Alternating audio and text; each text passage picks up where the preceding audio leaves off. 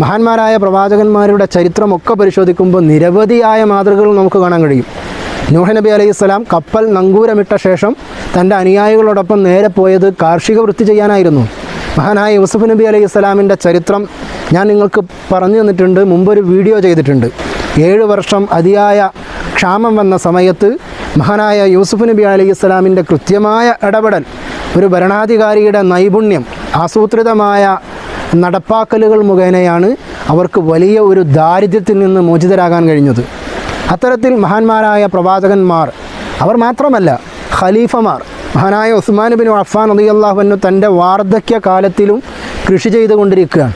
ആളുകൾ ചോദിക്കുന്നു, എന്തിനാണ് ഈ വാർദ്ധക്യ സമയത്തും അങ്ങിങ്ങനെ കൃഷി ചെയ്യുന്നത്? അതിനെക്കൊണ്ട് എന്തെങ്കിലും ഉപകാരമുണ്ടോ?